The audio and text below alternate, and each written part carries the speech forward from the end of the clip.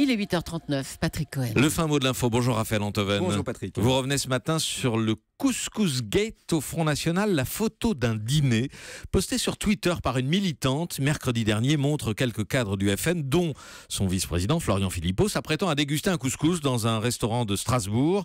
Une image qui a déclenché la fureur d'autres militants frontistes qui leur reprochent de ne pas avoir choisi un plat du terroir pour leur dîner. Et oui, alors, au-delà de l'anecdote qui est rigolote, la question qui se pose est de savoir ce que signifie être français pour le citoyen qui s'indigne qu'à Strasbourg, on préfère le couscous à la choucroute. Je veux dire, quelle idée se font de la France les gens qui croient qu'on l'a trahi ou qu'on lui tourne le dos quand on mange marocain en Alsace? Une France réduite à sa nourriture? Non, une France réduite à ses usages ou à ses traditions.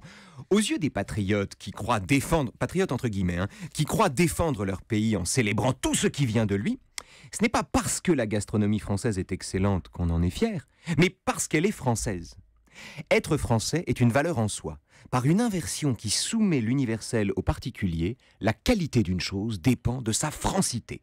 Or, le résultat de cette inversion est catastrophique. Pourquoi? Pour quelle raison? Pour deux raisons, Patrick. D'abord, c'est évident, ceux qui croient aimer la France en considérant que tout ce qui est français est, pour cette raison, plus désirable que ce qui ne l'est pas, sont contraints de fermer les yeux sur tout ce qui, bien que français, n'est pas désirable, mais affreux. Les gens qui s'indignent qu'on mange du couscous plutôt que de la choucroute à Strasbourg sont souvent les premiers à nier les crimes de Vichy ou de la colonisation, non parce qu'ils seraient bêtement racistes ou antisémites, ce qui peut arriver, mais tout simplement parce que l'histoire de France étant ce qu'elle est, ils ont besoin de se mentir à eux-mêmes. Seulement, le plus grave n'est pas là. Le plus grave est qu'en s'indignant qu'on mange du couscous à Strasbourg, ils réduisent la francité à une minorité. La minorité des gens qui mangent de la choucroute à Strasbourg ou du foie gras dans le Périgord, c'est-à-dire qui se soumettent aux traditions.